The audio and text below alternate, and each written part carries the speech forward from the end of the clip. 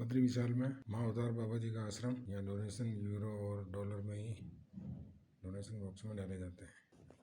यहाँ बैठ करके आप सभी भक्त लोग जय हो बद्री विशाल। आप जैसे संतों के हमारे सदैव निरंतर चरणों में हमारा वंदन। जय बद्री विशाल की। अभी महाराज जी जो मेरे सामने विराज रहे हैं, ये बद्री विशाल में चरण पादुका गुप्त गंगा गुफा पर विराजते हैं। वहीं तपस्या और आराधना करते हैं। योगीराज जी के आश्रम में मोनी बाबा के जो बद्री विशाल में बहुत ही चर्चित आश्रम है, उनके महंत श्री हैं, इनके दर्शनार्थ आया तो मेरा सौभाग्य है कि चरण पादुका के मार्ग में शिव हरिगिरी जी महाराज साहब जो चरण पादुका के नीचे और हनुमान मंदिर के ऊपर सरदास जी महाराज साहब के आश्रम के ऊपर गुफा है। वहीं गुफा में आप ध्यान योग साधना करते हैं। मेरा कोई पूर्व जन्म का सौभाग्य है, आज मुझे महाराज श्री के दर्शन प्राप्त हुए। महाराज श्री के चरणों में मेरा और हमारे सभी भीलवाड़ा जिले के हमारे सभी साथी हमारे बड़े गुरु भाई से महायोगी परिवार के महान तपस्वी संतों के चरणों में बरपानी बाबा। निरंजनी अखाड़े के जो है स्वामी जी हैं, हमारे अखाड़े के हैं, बड़े गुरु भाई हैं। हम सब एक ही परिवार के साधु हैं। जो हम लोग जिस अखाड़े से संबंधित है वो हमारा हरिद्वार में है और सारे भारत में हमारा जो शाखा प्रशाखाएं हैं। तो बाद में रहने लगे बद्रीनाथ में ना। स्वामी जी बहुत बचपन से ही 7-8 साल से ही आ गए थे जी जी। और यही जो है नारायण पर्वत में तपस्या के गुफा के ऊपर में है ना, ऊपर में गुफा है, उनका कुटिया भी है। 2004 में आश्रम बना। उससे पहले स्वामी जी जो है ऊपरी गुफा में निवास करते थे, फकंदराव में निवास करते थे और कंदमूल और ये दुनिया जड़ी बूटी आदि का सेवन करके तपस्या साधना करते। बाल रूप से ही आप बालपन से ही योगी हैं। छोटे उम्र से 7-8 साल से ही साधु। 32 साल हो गए। 32 साल। बहुत सरल संत हैं, बहुत सरल स्वभाव के संत हैं और यहाँ संत महात्माओं के जो है सेवा भी होती है। भंडारे का बीच बीच में जो है गुरु पूर्णिमा आयोजन होता है। मतलब एक सरल संत का है, सरल स्वभाव के संत हैं। जैसे संतों का हृदय होता है ना, बच्चा जैसे होते हैं संत, बिल्कुल वैसे ही है। हमारे भीलवाड़ा के बाबूगिरी जी महाराज साहब भी आपके ही हमारे अखाड़े के, हमारे जो है हमारे आश्रम के गुरु, जो हमारा गुरु है ना, गुरु आश्रम है ना, जिसको अखाड़ा बोलते हैं। साधुओं के जो 13 अखाड़ा हैं, अखाड़ा परिषद हैं, उनमें से निरंजनी अखाड़ा है हमारा। इसी के हैं भीलवाड़ा के जो संत हैं जिनके आप बाबूगिरी बोल रहे हैं ना, वो हमारे गुरु भाई हैं। बैकुंठ लोक में ये बामणी गांव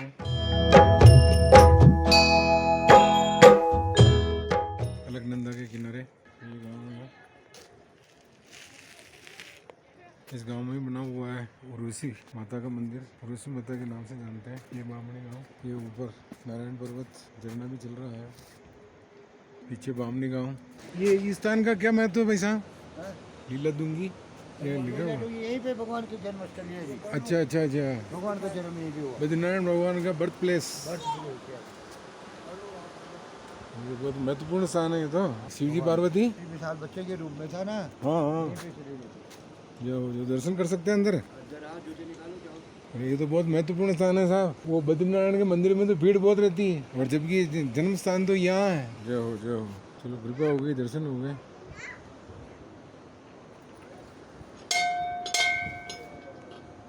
जय हो। बद्रीनारायण भगवान के ये जन्म स्थल जो परिक्रमा कर लेते हैं। और मेन मंदिर में तो भीड़ रहती है भयंकर, और जबकि मूल स्थान बद्री विशाल का जन्म स्थल ये है। जय हो जय हो। ये चट्टान बनी हुई है नर और नारायण पर्वत के बीच में, अलकनंदा के किनारे। शिव जी और पार्वती को यहाँ अलकनंदा के पानी में बहते हुए बालक मिले, यहाँ रोते हुए मिले बालक अलकनंदा के किनारे। मेन सबसे पहले यही बालक बद्रीनारायण का अवतार थे। फिर शिव जी पार्वती उठा के बालक को वहाँ ले जाके और पालन पोषण फिर कोई दूसरों ने किया। और वो सामने मंदिर किसका माना जी? नंदा देवी का भी दर्शन कर लेते हैं। ये बामणी गांव है ना महाराज जी, ये इधर बामणी गांव, और इधर ये वाला ये पंडा मोहल्ला पुजारी लोग रहते हैं यहाँ। ये सब लोग चले जाते हैं तब भी यहीं रहते हैं ये लोग। पांडुकेश्वर में 22 किलोमीटर नीचे चले जाते हैं ये सब लोग, लेकिन गांव भी खाली हो जाता है। मतलब यहाँ मिलिट्री वाले तो रहते हैं, यहाँ मिलिट्री वाले चले जाते हैं। चाइना बॉर्डर की आर्मी रहती है, बाकी सब चले जाते हैं। बामणी गांव में मां नंदा देवी का मंदिर। जय हो मातेश्वरी।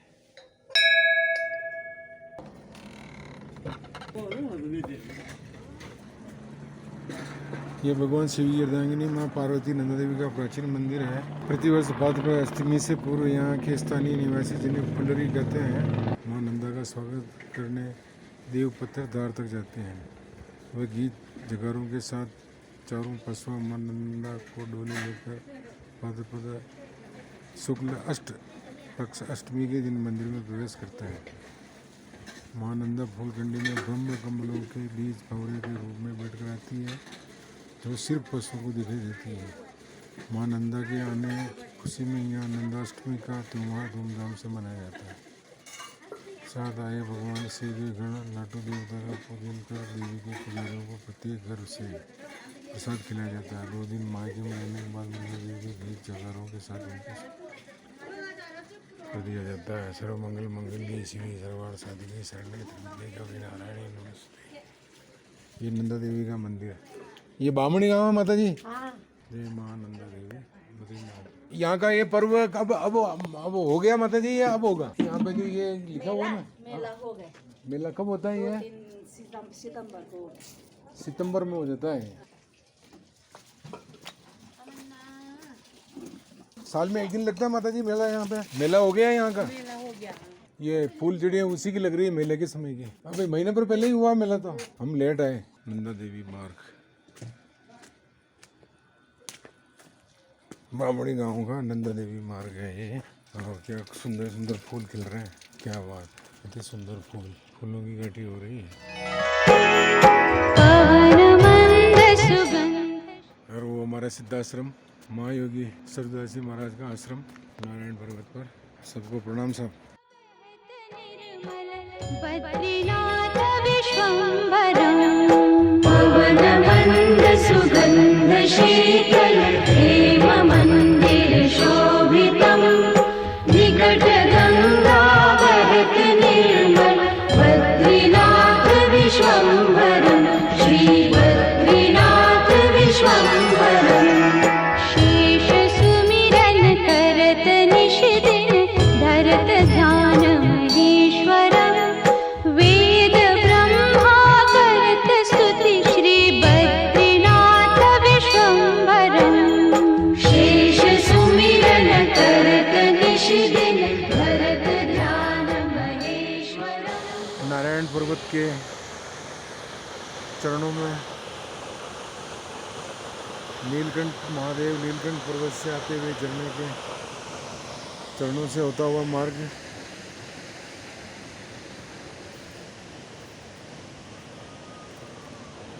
जहाँ वो ऊपर झंडा, जहाँ स्वर्ग लोक के अधिपति इंद्रदेव ने वहाँ सभा ली थी नारायण पर्वत के ऊपर। और ये नीचे ये मार्ग स्वर्ग लोक की अप्सरा उर्वशी देवी, जिसका यहाँ मंदिर बना हुआ है। मंदिर के आपको दर्शन कराएंगे। और ये ऊपर बादलों की ओर में नीलकंठ पर्वत नारायण पर्वत के वो सामने उर्वशी देवी का मंदिर, वहाँ आपको दर्शन कराएंगे। मैं भी दर्शन करूँगा। जय हो बैकुंठ लोक की। तो बैकुंठ धाम में नारायण पर्वत के चरणों का स्थल। हाँ, ये नीलकंठ महादेव नीलकंठ पर्वत मार्ग से आता हुआ झरना अमृत जल। जय हो।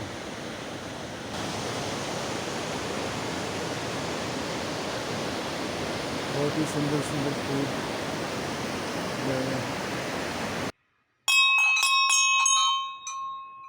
जय हो माँ उर्वशी देवी की जय हो। सुगंध शीतल हेम मंदिर शोभितं निकट गंगा बहत निर्मल बद्रीनाथ विश्वम्भरं पवनमन्द सुगंध शीतल। सामने नर पर्वत और उर्वशी देवी का मंदिर नारायण पर्वत पर। ये माना गांव का मार्ग। ये बामणी गांव में नारायण पर्वत के चरणों में जाओ बैकुंठ लोक में नीलकंठ पर्वत से आता हुआ झरना। और ये सामने मिल रहा है अलकनंदा में।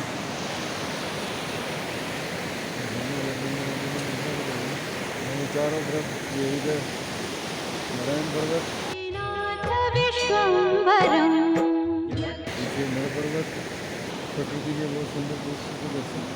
बैकुंठ धाम हरिद्वार से ऊपर बद्रीनारायण बद्री विशाल के धाम पर नारायण पर्वत से सभी भक्तों को सुरेश पारी का प्रणाम स्वीकार हो। ये झरना नारायण पर्वत के ऊपर नीलकंठ पर्वत नीलकंठ महादेव के वहाँ से आ रहा है नारायण पर्वत के चरणों में। यहाँ से नीचे इंद्र की अप्सरा उर्वशी देवी का मंदिर है। ये बामणी गांव के ऊपर बद्रीनारायण के आश्रम और सामने नर पर्वत, ये हमारे मुनि बाबा का आश्रम। और नीचे माना गांव की तरफ से आती हुई सतोपंथ मार्ग से अलकनंदा नदी और उसी के निकट ब्रह्म घाट और बद्रीनारायण भगवान का मंदिर, इसके ऊपर ये नर पर्वत पर आश्रम, ये हमारे सूरदासी महाराज का आश्रम नारायण पर्वत पर जो ऊपर वो झंडा दूर से दिखाई दे रहा है, वहाँ इंद्र की सभा हुई थी।